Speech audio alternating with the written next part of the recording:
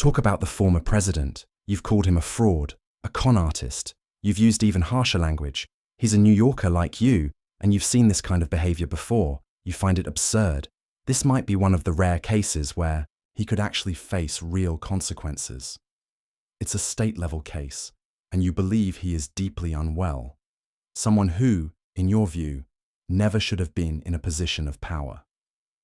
Actor Robert De Niro has expressed concern that Donald Trump could damage the country more quickly than some of New York's past problems. He's gone from making jokes in films to issuing strong political warnings, claiming democracy is under threat from Trump's influence. But can a Hollywood icon really stand up to a former president? Before we continue, a quick request. If you enjoy this content, please like the video and subscribe to the channel. Over 98% of viewers watch without subscribing.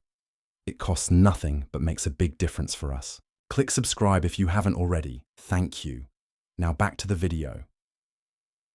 Imagine this. Robert De Niro, once known for portraying tough characters in movies, is now stepping into real-life confrontations.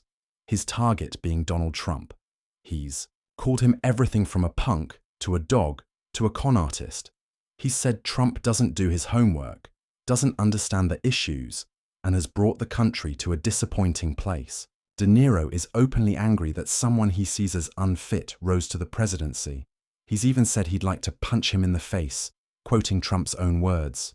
He believes Trump avoids taxes and called him, quoting former Secretary of State Colin Powell, a national disaster and an embarrassment. De Niro questions whether someone with this record should ever be president again. Yes, you heard that right. De Niro has moved beyond Hollywood commentary to direct political criticism. But why is a movie star so upset about politics? Shouldn't he be relaxing in Hollywood? Apparently not. Instead of sipping martinis, De Niro has taken to the public stage, speaking loudly and often. He's called Trump everything from a jerk-in-chief to a wannabe mobster. His steady stream of critiques could be compiled into what some might jokingly call the De Niro Guide to insulting orange presidents. But he's not just joking, he's serious. Having portrayed violent and dangerous characters in film, De Niro argues that Trump is more threatening than any fictional villain he's faced. He fears Trump poses a real risk to American democracy. De Niro compares Trump to a ticking time bomb, one that could seriously damage democratic institutions. With each public statement from Trump, De Niro seems to respond as if trying to prevent an explosion. There's a sense of relief, rather than celebration, that Trump might finally face consequences. De Niro has stopped using insults and simply says Trump should not be anywhere near the presidency. He reflects that Trump, once elected, could have done positive things. But instead, De Niro believes he pursued self-interest and stirred division. He's referred to Trump as a second-rate playboy and a corrupt real estate figure, insults meant to sting.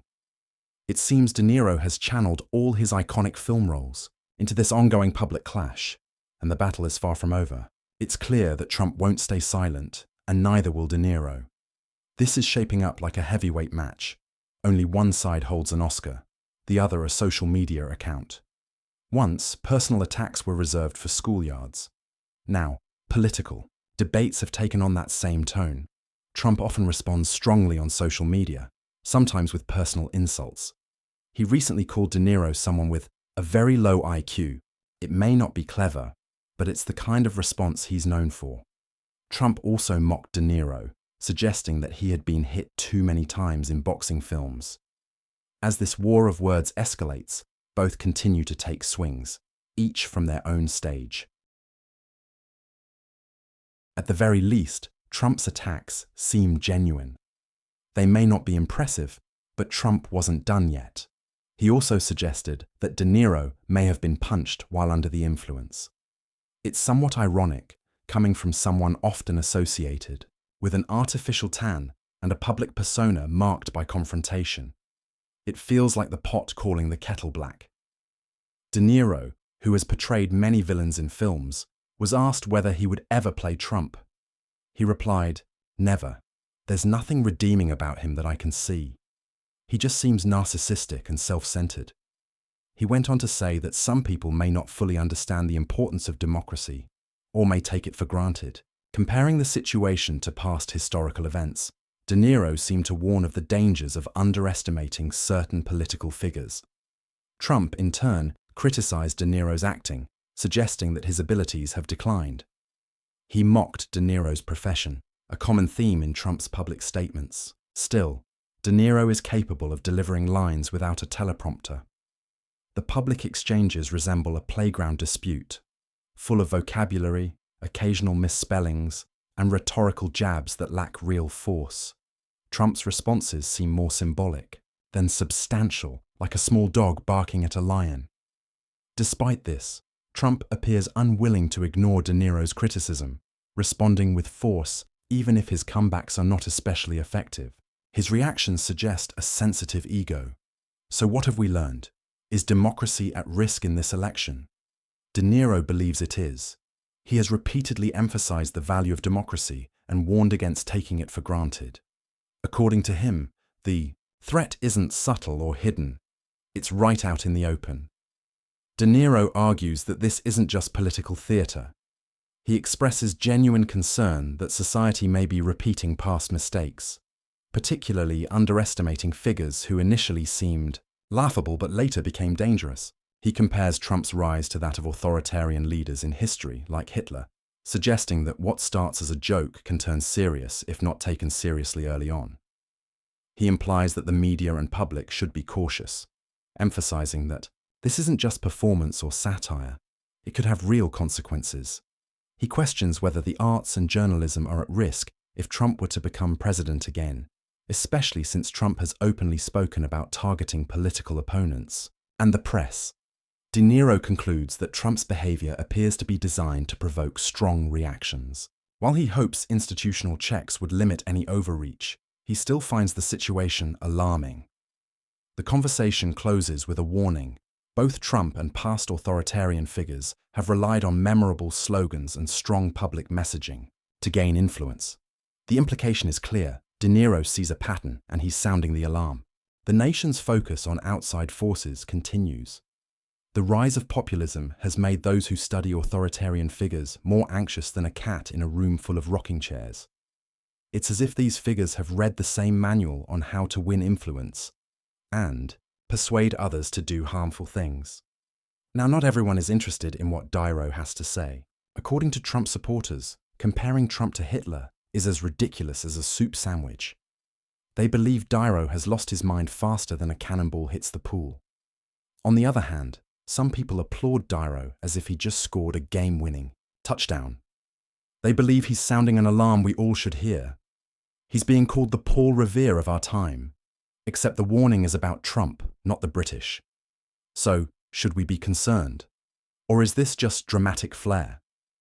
Is Niro auditioning for his next big role as Chicken Little, or is he onto something real?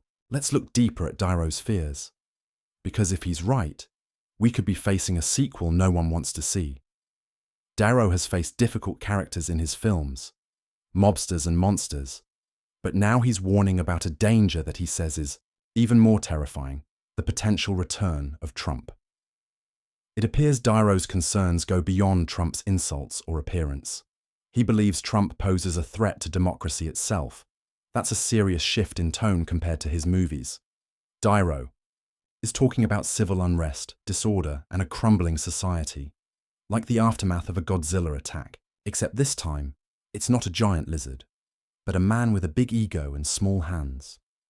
According to Niro, Trump has the potential to harm not just cities, but the entire nation. While many celebrities avoid political controversy to preserve their fan base, Niro is stepping into the fray. Speaking out like this makes him a target. There could be backlash, even unrest. He's painting a picture that sounds more like a disaster film than a debate over policies. Niro fears Trump would go after anyone who opposes him if he regains power, including journalists, comedians, and possibly even fellow entertainers. Is he worried Trump might try to silence him too? Niro doesn't hold back. He says people take democracy for granted. Some don't even understand what it means. He argues that while Trump may be trying to reshape the White House into a symbol of personal power, the rest of the country has been asleep in civics class. He points to the events of January 6th, calling it a serious threat to democracy. According to Niro, rallying a crowd to disrupt the democratic process is deeply un-American, almost as wrong as putting ketchup on a hot dog. He fears that event was just a preview of what might happen if Trump returns to office. Is Niro just being dramatic? We've had problematic leaders before. But Niro doesn't buy that. He's talking about potential chaos on a scale beyond past experience. He's worried that America could move toward authoritarianism. So is Niro right? Or is he sounding the alarm without cause? Some think he's just another Hollywood liberal. Others see him as a modern-day Paul Revere, warning us not about the British, but about the return of Trump.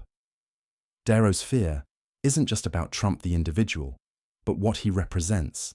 He believes Trump poses a threat to the core principles of democracy and is pushing towards something closer to a personal regime than public service. But don't just take this at face value. What does Niro think we should do about it? He's not suggesting hiding in a bunker with a year's worth of supplies, and he's certainly not following the old advice to kill them with kindness. When it comes to Trump, Niro favors a more direct, forceful approach, one that's less like turning the other cheek and more like throwing a punch. He believes President Biden should stop playing nice and start fighting back. In Niro's view, Biden should transform from calm diplomat to something more aggressive. Less Mr. Rogers, more action hero. Can you picture Biden with a machine gun and a bandana? That's the image Niro leaves us with.